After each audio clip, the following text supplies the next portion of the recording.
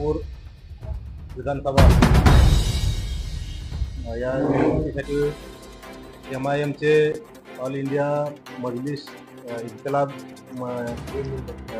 ये मिल्लत पार्टीचे अधिकृत उमेदवार या ठिकाणी आमचे सहकारी शब्बीरभाई तांबोळे आज आपल्यासमोर उपस्थित आहेत आणि आपल्या माध्यमातून या मतदारसंघातील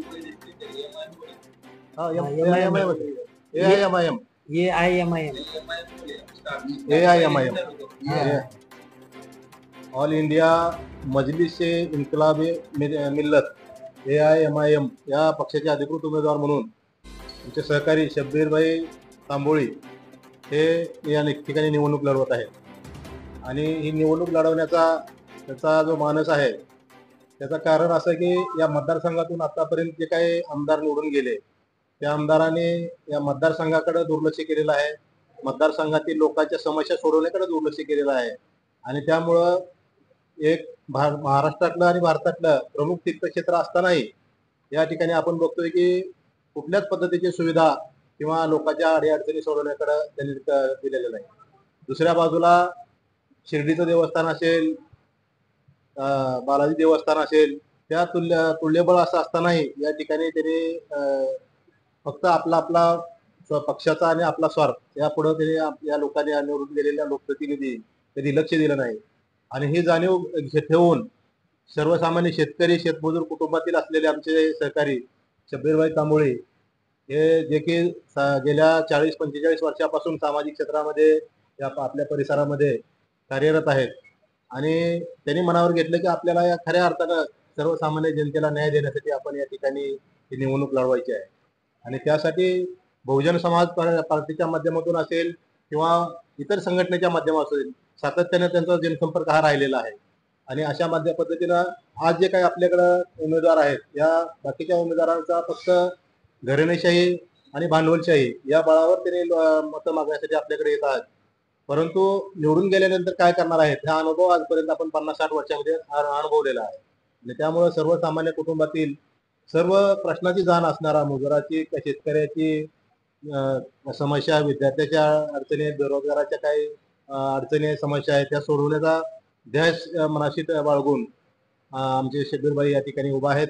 आम्ही आपल्या मतदारसंघातील सर्व बांधवांना मतदारांना या माध्यमातून आवाहन करत आहोत की त्यांचं एअर कंडिशन AC या चिन्हासमोरील आपल्याला बटन दाबायचं आहे आणि त्यांना येणाऱ्या 20 तारखेला आपण मोठ्या प्रमाणात मतदान करून विजयी करायचं आहे.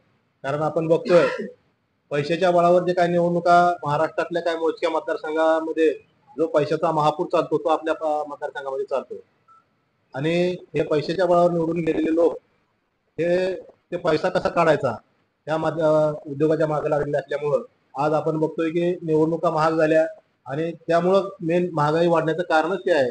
हे लोकप्रतिनिधी किंवा सरकार जे पैसा वारेमाप खर्च करून निवडून येतं, सत्ता हस्तगत करते, ते लोक एकदा सत्तेत बसले की मग सर्वसामान्याचा विचार करत नाहीत. आज आपल्याला सरकारनं वेगवेगळ्या आमिष दाखवण्यासाठी 4-6 महिन्यापासून योजना सुरू केली आहे. त्यातली लाडकी बहीण योजना. काय लाडकी बहीण योजना? आपलाच टॅक्सचा पैसा आपल्याला दिला चाललोय, परंतु दुसऱ्या बाजूला जर बघितलं तर जीवनावश्यक वस्तूचा प्रचंड मोठ्या प्रमाणात या ठिकाणी महागाई वाढवलेली आहे आणि त्यामुळे 1,500 जरी आपल्याला दिलेला आपल्या भगिनींना दिसत असतील, परंतु प्रत्यक्षात 4-5 हजार एक्स्ट्रा आपल्या ज्यातून महागाईच्या माध्यमातून त्यांनी काढून घेतलेले आहे.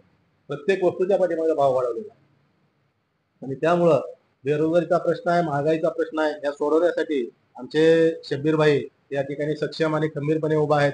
त्यांचं आजपर्यंत निष्कलंक आणि चारित्र्य संपन्न असं कार्य पाहून त्यांचा कार्य करण्याची त्यांना या ठिकाणी आपण संधी द्यावी, मतदारांनी संधी द्यावी या माध्यमातून आम्ही आपल्या आवाहन करण्यासाठी आलेलो आहोत. एवढं मी बोलून माझ्या मनोगत थांबतो. मी शब्बीर सल्लाउद्दीन तांबोळे 241 विधानसभा तुळजापूर मतदारसंघातून ऑल इंडिया मजलिस इन्कलाब मिल्लत या पक्षाकडून अधिकृत उमेदवार म्हणून निवडणुकीस उभा आहे. मी उच्च शिक्षित, प्रतिष्ठित व चारित्र्य संपन्न सर्वसामान्य शेतकरी कुटुंबातील आहे. या मतदारसंघातून आजपर्यंत निवडून गेलेले उमेदवार मतदारसंघातील भूमी व भूमिपुत्रांना कायम दुर्लक्षित करून स्वतःचा विकास त्यांनी साधलेला आहे. महाराष्ट्रातील पवित्र क्षेत्र असलेल्या आई तुळजाभवानी मंदिराचा विकास केलेला नाही. तसेच मतदारसंघातील ग्रामीण भागाचा या सत्ताधाऱ्यांनी प्रचंड नुकसान केलेले आहे. मतदारसंघातील नागरिकांना मूलभूत सुखसुविधा पासून वंचित ठेवलेला आहे.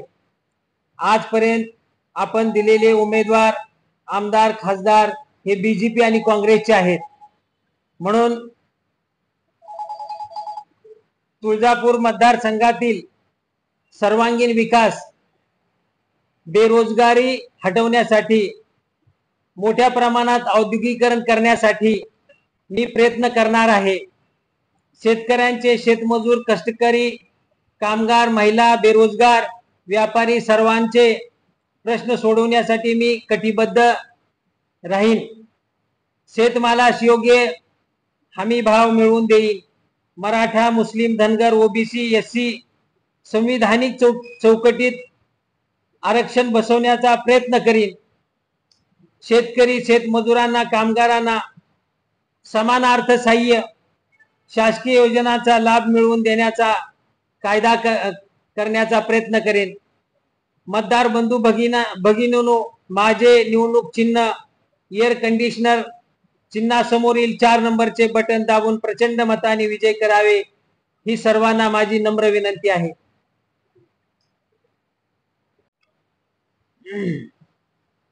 तुळजापूर तालुक्यासाठी या ठिकाणी एवढं मोठं तीर्थक्षेत्र आहे, परंतु या तीर्थक्षेत्राच्या प्रमाणे या ठिकाणी जसा विकास व्हायला पाहिजे त्याप्रमाणे या ठिकाणी विकास झालेला नाही. जसं आपण पाहतो, शेगाव, शिर्डी, बालाजी मंदिर या ठिकाणी फार मोठ्या प्रमाणात विकास झालेला आहे आणि येणाऱ्या भाविकांच्या सुखसुविधासाठी त्या ठिकाणी लक्ष दिलं जात आहे. या ठिकाणी लाखो कोटी भाविक या ठिकाणी तुळजापूर या तीर्थक्षेत्रामध्ये दर्शनासाठी येतात, परंतु त्यांच्या होणाऱ्या गैरसोयीचा मी विचार करून जास्तीत जास्त त्यांना सुख सुविधा कशा पुरविता येतील याच्याकडे मी माझं पहिलं प्राधान्य असेल.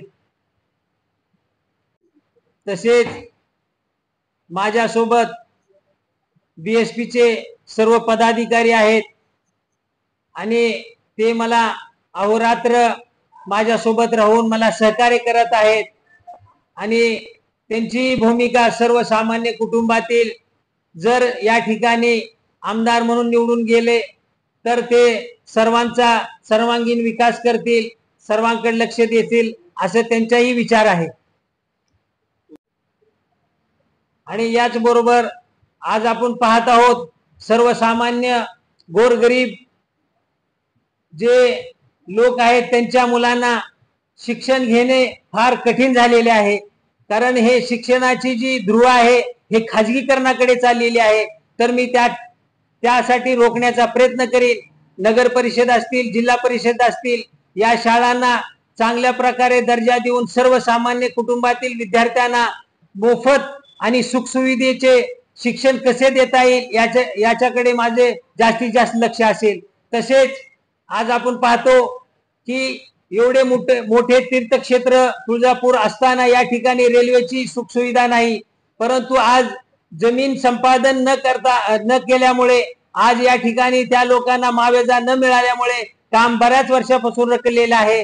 तर मी शासनाचे जे जमिनीची किंमत आहे त्याच्या 5 पट किंमत देण्याचा प्रयत्न करून ते काम प्रगतीपथावर कसं आणता येईल आणि ह्या रेल्वेद्वारे ह्या तुळजापूर क्षेत्राचे जास्तीत जास्त दळणवळण साधन सामुग्री कशी वाढवता येईल याच्याकडे सुद्धा माझे लक्ष असेल.